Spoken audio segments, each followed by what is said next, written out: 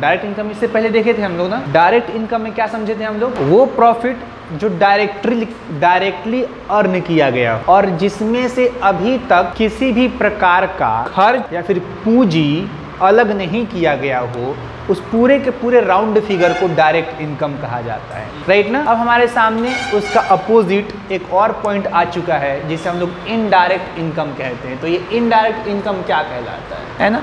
Indirect income के लिए हमने डेफिनेशन आपके सामने रखा है, सच इनकम और प्रॉफिट, वैसा इनकम या फिर profit on the purchase goods some part of the value is discounted. यानी वैसा इनकम या फिर प्रॉफिट को हम लोग इनडायरेक्ट इनकम कहते हैं, जो कि जब आप कोई सामान खरीदे हैं उस सामान के वैल्यू में से या फिर उसके मूल्य के कुछ हिस्से में से कुछ हिस्सा डिस्काउंट कर दिया गया हो।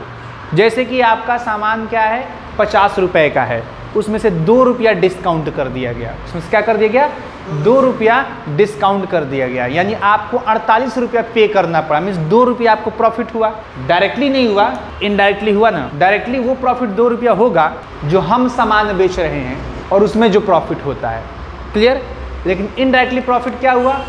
हम सामान खरीद रहे हैं, उसमें से मूल्य का 2 रुपया छोड़ दिया गया। या इंटरेस्ट ऑन डिपॉजिट, हमने लिखा भी है, क्या लिखा है? Interest on deposit. हम लोग जो पैसा अपना डिपॉजिट किए हैं किसी बैंक में, उस पे जो इंटरेस्ट आता है वो इंटरेस्ट क्या कहलाता है? इनडायरेक्ट इनकम कहलाता है। Is it clear? इस प्रकार का कोई भी लेजर अगर आपके सामने आता है, जैसे कि आपको इंटरेस्ट मिला है, आपका जो सेविंग अकाउंट है उसमें आपका जो आपका पैसा जो आपने उसमें जमा किया है वो क्या कहलाएगा? आपका फिक्स्ड एसेट्स हो जाएगा। कैश है, आपने उसको जमा किया है, फिक्स किया हुआ है, फिक्स एसेट्स हो जाएगा आपका। लेकिन उस पे जो इंटरेस्ट मिलता है हर महीने 2%, 3%, जो भी वो 2%, 3% पैसा उसको कहाँ पे आप डालोगे? तो वो हो जाएगा आपका क्या? Indirect income. Is it clear? कोई कंफ्यूजन नहीं है? समझ में आ रहा है? अब लेजर में कैसे इसको यूज करेंगे तो हम लोग प्रोजेक्ट में देखेंगे। बस इतना समझ रहे हैं कि इनडायरेक्ट इनकम क्या कहलाता है। इतना समझ में आ रहा है ना। आगे बढ़ के हमने देखा दूसरा, यहाँ पे हमने लिखा भी आपके सामने, एग्जाम्पल दे भी दिया है। एग्जाम्पल क्या है? Discount on purchase. परचेज पे हम लोग जो डिस्काउंट मिलता है वो इनडायरेक्टली इनकम होगा, या फिर इंटरेस्ट ऑन डिपॉजिट। नेक्स्ट हमने देखा लोन एंड एडवांस। तो मैं आपको यहाँ पे एक चीज डिक्लेयर कर दूं, लोन एंड एडवांस जो है ये आपका अकाउंट ग्रुप है। यहाँ पर हमने देखा we create a ledger of all type of prepaid entry. क्या करते हैं हम लोग? Prepaid entry, advance payment, and when we have give loan to someone और do it like prepaid salary and loan to Deepak. कुछ समझ में आया? हमने यहाँ पे कहा कि लोन एंड एडवांस, उस प्रकार का लेजर इसमें हम लोग क्रिएट करेंगे या फिर उस प्रकार के लेजर को इस अकाउंट ग्रुप में डालेंगे जहां पे हम लोग किसी भी प्रकार का किसी को एडवांस पेमेंट कर रहे हैं। दोनों लेजर इसमें हम लोग डाल, जैसे कि एडवांस सैलरी दिया गया आपको, तो एडवांस सैलरी दिया गया, एक सैलरी होता है, सैलरी जो होगा वो एक्सपेंस होगा। क्या होगा? एक्सपेंस होगा। किस प्रकार का एक्सपेंस होगा? हाँ, सैलरी किस प्रकार का एक्सपेंस होगा? कैसे? इनडायरेक्ट एक्सपेंस क्या कहलाता है? डायरेक्ट होगा। चलिए हमको डेफिनेशन बता दीजिए आप, डायरेक्ट और इनडायरेक्ट का डेफिनेशन क्या है? चलिए डायरेक्ट एक्सपेंस क्या होता है? डायरेक्ट एक्सपेंस क्या कहलाता है? नहीं कर पाएंगे हम लोग, जब लेजर बनाएंगे ना कुछ नहीं हो पाएगा। डायरेक्ट एक्सपेंस क्या कहलाता है? हमने कहा ना हम नहीं चाहते हैं कि जल्दी जल्दी आगे बढ़े, हम चाहते हैं कि आप समझ के आगे बढ़ो। डायरेक्ट एक्सपेंस क्या कहलाता है मिस्टर इमरान? डेफिनेशन बता दें आप उसका। बहुत आसान लहजे में हम बताए थे जी एहतशाम। डायरेक्ट एक्सपेंस मुदस्सिर, बहुत आसान लहजा था है ना, क्या ही कहा जाए आप लोगों को। हम बता रहे हैं डायरेक्ट एक्सपेंस वो कहलाते, कितना सिंपल था, फैक्ट्री तक माल को लाने में जो खर्च होगा वो डायरेक्ट एक्सपेंस कहलाता है। और इनडायरेक्ट एक्सपेंस वो कहलाता है ग्राहक तक माल पहुंचाने में या फिर बिजनेस को चलाने में जो भी खर्च होता है वो इनडायरेक्ट एक्सपेंस कहलाता है। तो बिजनेस को चलाने में ही सैलरी दिया जाता है और सैलरी को ग्राहक तक पहुंचाने में ही दिया जाता है। जैसे कि आपके यहाँ कुछ स्टाफ हैं तो उनको सैलरी आप देते हैं ना, क्यों देते हैं? बिजनेस को चलाने के लिए देते हैं, राइट रॉन्ग। लेकिन अगर आप डायरेक्ट एक्सपेंस की बात करते हैं तो कोई कूली हुआ, कूली आपका सामान ढो के ला के आपके फैक्ट्री तक रख दिया, अब वो कूली आपके बिजनेस में कोई हेल्प नहीं किया, उसने सिर्फ सामान ला के रखा, उसके बाद उससे कोई वास्ता नहीं है। समझ में आ रहा है ना? तो हमारे बिजनेस को चलाता नहीं है। लेकिन हमारे यहाँ जो हमारा वर्कर है वो हमारे बिजनेस को चलाता है। अब मैं क्लियर करने की कोशिश, डायरेक्ट एक्सपेंस मीन्स सिर्फ वही जो फैक्ट्री तक माल को लाने में खर्च होता है, डायरेक्ट एक्सपेंस कहलाएगा। इनडायरेक्ट एक्सपेंस जो आपके बिजनेस को चलाने के लिए या फिर आपके फैक्ट्री या फिर कंपनी का जो भी माल है उसको ग्राहक तक पहुंचाने के लिए, उसको ग्राहक तक पहुंचाने के लिए जो खर्च होगा उसे हम लोग क्या कहते हैं, इनडायरेक्ट एक्सपेंस कहते हैं। तो सैलरी हमेशा क्या होगा, इनडायरेक्ट एक्सपेंस होगा, क्योंकि सैलरी हम किसको देते हैं, अपने वर्कर को देते हैं, और वर्कर ही हमारे बिजनेस को चलाने में हमें हेल्प करता है, राइट रॉन्ग। तो सैलरी हम लोग वर्कर को देते हैं, तो सैलरी की अगर बात आएगी तो क्या हो जाएगा हमारा इनडायरेक्ट एक्सपेंस। लेकिन वहीं पे एक और सैलरी आप दे रहे हैं, जो सैलरी आप वर्कर को दी है वो इस महीना का था, आप अगले महीना का भी सैलरी उसको पे कर, समझ में आ रहा है। जो अगले महीना का सैलरी आपने प्रीपेड कर दिया, प्रीपेड का मतलब क्या होता है, पहले ही पे कर दिया, उसको कहां पे डालेंगे, उसको लोन एंड एडवांस में डालेंगे। नहीं, वो एक्सपेंस नहीं कहलाएगा, वो एडवांस हो गया, तो उसको किस में डालेंगे सर, लोन एंड एडवांस में डालेंगे। समझ में आया नहीं आया, क्लियर तो हो गया। ये सैलरी है, दोनों क्या है, सैलरी है। लेकिन सैलरी अगर आप अपने वर्कर को उसका मंथली लगने के बाद, काम होने के बाद दे रहे हैं, समझ में आ रहा है, मंथली लगने के बाद, तो वो क्या कहलाएगा सर। हम बात कर रहे थे किस प्रकार के, दो प्रकार की सैलरी की बात कर रहे थे। सैलरी दो प्रकार का कैसे हो गया, तो एक तो वो सैलरी जो हम लोग मंथली लगने के बाद देते हैं, और एक वो सैलरी जो कभी कभी हम लोग एडवांस पे करते हैं, है ना। किसी वर्कर को जरूरत है भाई, एडवांस चाहिए उसको, होता है ना, तो कंपनी एडवांस पे भी करती है ना। तो जो एडवांस पे करती है क्या उसको सैलरी में डालेगी, नहीं, वो सैलरी है, सैलरी उसे कहा जाएगा, लेकिन उसको अलग अकाउंट टाइप में डालेगी, है ना। अदरवाइज उसको एक्सपेंस में डाल दिया, मतलब कि वो क्या हो गया, इनडायरेक्ट एक्सपेंस में डाल दिया, मतलब कि क्या हो गया, वो वर्कर से काम करा के भेज दे रही है ना। फिर तो लॉस हो जाएगा ना कंपनी को। जो एडवांस दे उसको एडवांस दिखाना पड़ेगा ना, एडवांस बताना पड़ेगा ना कि एडवांस है। तो जो लोन, जो सैलरी आप एडवांस देते हैं उसको किस ग्रुप में डालेंगे, लोन एंड एडवांस में डालेंगे, लोन एंड एडवांस। और आई थिंक सो हम लोग समझ चुके हैं। यहाँ पे वही चीज लिखा हुआ है, we create a ledger all type of prepaid entry. हम लोग ऐसा लेजर क्रिएट कर रहे हैं जो कि हमने प्रीपेड कर दिया, क्या कर दिया है, पहले ही पैसा किसी को पे कर दिया है। प्रीपेड का मतलब एडवांस पे कर दिया है, या फिर एडवांस पेमेंट आप कुछ भी कह सकते हो यहाँ। And when we have to give loan, या फिर हम किसी को क्या कर रहे हैं सर, लोन दे रहे हैं, क्या कर रहे हैं, लोन दे रहे हैं। तो आप या तो प्रीपेड कर रहे हो या फिर एडवांस पेमेंट कर रहे हो, राइट रॉन्ग, एडवांस पेमेंट। अब प्रीपेड में क्या हो सकता है, बिजली बिल आ गया, प्रीपेड आ गया ना, उसको भी किस में डालोगे, डालोगे ना, क्योंकि अब बिजली बिल तो पोस्ट, पहले क्या था, पहले पोस्टपेड था, पहले यूज़ करेंगे फिर देंगे। अब क्या है, पहले देंगे फिर यूज़ करेंगे।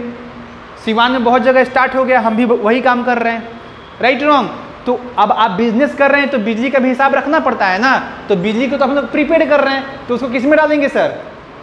अब तो वक्त के हिसाब से इसको भी पढ़ना ज़रूरी हो गया था, है ना, राइट रॉन्ग। तो वक्त के एतबार से हम लोगों को सब कुछ देखना पड़ता है और करना पड़ता है, इसलिए हमने सोचा कि सबको पढ़ा दें, राइट। तो यहां तक समझ में आ गया, आप लोन दें वो भी, एडवांस पे करें वो भी, किसी प्रकार का एडवांस सैलरी पे करें वो भी, किसी भी प्रकार का एडवांस पेमेंट अगर आप करते हैं उसका लेजर आप बनाएंगे तो सीधे उसको किस अकाउंट टाइप में डाल देंगे सर, लोन एंड एडवांस में डाल देंगे। कोई कंफ्यूजन नहीं ना। Next and 14, duties and taxes, duties and taxes. तो अब इसमें क्या होता है, ये बहुत आसान है, इसमें बहुत कुछ समझाने की जरूरत नहीं है।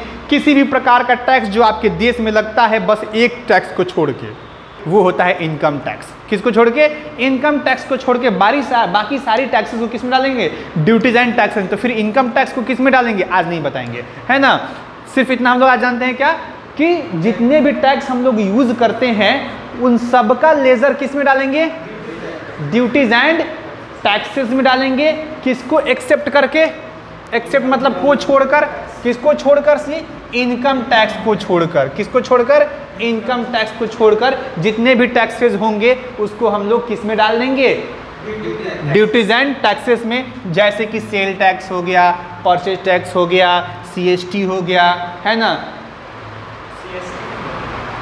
ये हम बताएंगे आपको, टैक्स पढ़ाएंगे तो। वैट हो गया, TDS हो गया, एंड क्या हो गया सर, सर्विस टैक्स हो गया, एंड GST। तो फिलहाल हम लोग समझ गए क्या, ड्यूटीज एंड टैक्सेस, किसी भी प्रकार का टैक्स एक्सेप्ट किसको छोड़कर, इनकम टैक्स को छोड़कर। बाकी कोई भी टैक्स अगर आपके माइंड में आता है या फिर आपके यहाँ जो चल रहा है जिसको आप देख रहे हैं उसको सीधे तौर पे किस में डाल दीजिएगा, ड्यूटीज एंड टैक्सेस में डाल दीजिएगा। अब हम लोग आज के टॉपिक में लास्ट टॉपिक देख रहे हैं, वो क्या है, इन्वेस्टमेंट। अब इन्वेस्टमेंट का मतलब क्या होता है, निवेश करना। क्या करना? अरे डेली सुनते हो म्यूचुअल फंड में अमिताभ बच्चन साहब आते हैं, है ना, म्यूचुअल फंड के लिए निवेश कीजिए। Right wrong? राइट ना? तो सर इन्वेस्टमेंट का मतलब क्या होता है? इन्वेस्टमेंट हम लोगों को पता है, निवेश करना मतलब पैसा लगाना। खर्च करना का मतलब जानते हैं क्या होता है? वो खर्च हो गया, अब वो आपका नहीं है। लेकिन इन्वेस्ट जो आप करते हैं ना, वो पैसा लगाते हैं उससे आमदनी के लिए, उससे कमाने के लिए क्या करते हैं आप? पैसा इन्वेस्ट करते हैं। Right wrong? राइट ना? सर हमने यहाँ पे देखा इन दिस या फिर सच इन्वेस्टमेंट, कुछ investment under the primary group, actually investment primary group के अंदर आता है ना। आगे बढ़ के हमने देखा which time limit and profit are not predetermined and you do not know whether there will be profit or not। Investment में उस प्रकार का लेजर हम लोग डालेंगे जहां पे हमको ये पता नहीं है, हम इन्वेस्ट तो कर रहे हैं लेकिन कितने टाइम के लिए कर रहे हैं, और इससे हमको प्रॉफिट होगा ये लॉस होगा ये भी हमको मालूम नहीं है। अब इस प्रकार का कहाँ पे इन्वेस्ट करते हैं? बिल्कुल करते हैं, किसी गेम में, पबजी में करते हैं ना, पता रहता है प्रॉफिट होगा या लॉस होगा, कोई आइडिया नहीं है ना, पता रहता है आपको कितना प्रॉफिट होगा, पता रहता है कितना प्रॉफिट होगा। अच्छा शेयर मार्केट में पता रहता है कितना प्रॉफिट होगा, शेयर मार्केट में, म्यूचुअल फंड में पता रहता है कितना प्रॉफिट होगा? नहीं ना। आपका पैसा डूब भी सकता है और पैसा आपका 4 गुना प्रॉफिट भी दे सकता है, और टाइम का भी पता नहीं है कितने टाइम में। अभी 1 मिनट पहले शेयर गिर जाएगा, 2 मिनट बाद शेयर उछाल मार देगा। Right wrong? ये आपको नहीं पता है कब आपका शेयर गिरा और कब आपका उठा, है ना। ये मतलब कोई आइडिया इसका नहीं है। तो ऐसा इन्वेस्टमेंट जहां पे आपको कोई आइडिया नहीं है कि हम इन्वेस्ट तो कर रहे हैं, कोई टाइम लिमिटेशन नहीं है कि हम इन्वेस्ट तो कर रहे हैं, कितने टाइम में हमको प्रॉफिट होगा या लॉस होगा, उसको किस में डालेंगे? जैसे आप म्यूचुअल फंड में पैसा को इन्वेस्ट कर रहे हैं, किस में कर रहे हैं सर? म्यूचुअल फंड में। किधर है किधर है? म्यूचुअल फंड में पैसा को इन्वेस्ट कर रहे हैं, लॉटरी में पैसा लगा रहे हैं, लॉटरी, समझ में आ रहा है ना। तो आप लॉटरी में पैसा लगाते हैं, पता रहता है कब आ जाएगा? नहीं पता रहता है ना। और कितना आएगा ये पता रहता है आपको? नहीं पता रहता है ना। कुछ पता नहीं रहता है, ना टाइम लिमिटेशन रहता है और ना ही कितना प्रॉफिट होगा या फिर लॉस होगा, डूब जाएगा, कुछ नहीं पता रहता है। तो वैसा इन्वेस्टमेंट जहां पे आपको कुछ पता नहीं है कि क्या टाइम लिमिटेशन है, लॉस होगा, प्रॉफिट होगा, उसको किस में डालेंगे सर? इन्वेस्टमेंट में डालेंगे, है ना। या फिर आप शेयर मार्केट भी जानते ही होंगे, जानते हैं ना, बड़ी बड़ी कंपनियां शेयर मार्केट के बेस पे ही चलती हैं। बड़ी बड़ी कंपनियों में हम लोग शेयर खरीदते भी हैं। तो जो शेयर खरीदते हैं उसका कोई लिमिटेशन नहीं रहता है कब हमको प्रॉफिट होगा और कब लॉस होगा। Is it clear? तो इस प्रकार का जो भी पैसा हम लोग खर्च करेंगे या फिर इन्वेस्ट करेंगे उसको हमेशा किस में डालेंगे? इन्वेस्टमेंट में। याद रहे कि जिसका कोई टाइम लिमिटेशन नहीं। अब LIC का, अगर LIC में पैसा डालते हैं तो हम लोग उसको इन्वेस्टमेंट में नहीं डालेंगे। डालेंगे? नहीं डालेंगे, क्योंकि LIC में हमको पता रहता है कि 15 साल के बाद इतना मिलेगा, एजेंट पहले ही हमको बता देता है। Right wrong? बैंक में पैसा जमा करते हैं, डिपॉजिट, हमको टाइम लिमिटेशन पता रहता है, 3 साल के बाद ये 1.5 गुना होगा, 10 साल के बाद ये 2 गुना होगा, कुछ ऐसा हो रहता है ना। उसका मतलब कुछ ना कुछ उसका ये रहता है, रूल रहता है कि इतने साल के बाद आपका इतना पैसा हो जाएगा। रहता नहीं रहता है। लेकिन यहाँ पे अगर हम ऐसा इन्वेस्टमेंट जहाँ पे हमको कोई टाइम लिमिटेशन नहीं है, वहाँ पे सीधे तौर पे उसको किस में डाल देंगे? इन्वेस्टमेंट में डाल देंगे। कोई कंफ्यूजन, कोई क्वेश्चन नहीं ना? हो सकता है नेक्स्ट क्लास में मेरा क्वेश्चन हो। याद रखना है जो भी हम लोग पढ़ रहे हैं इसको ध्यान पूर्वक पढ़ना है। Is it clear? कंसंट्रेशन के साथ। So it's enough for today.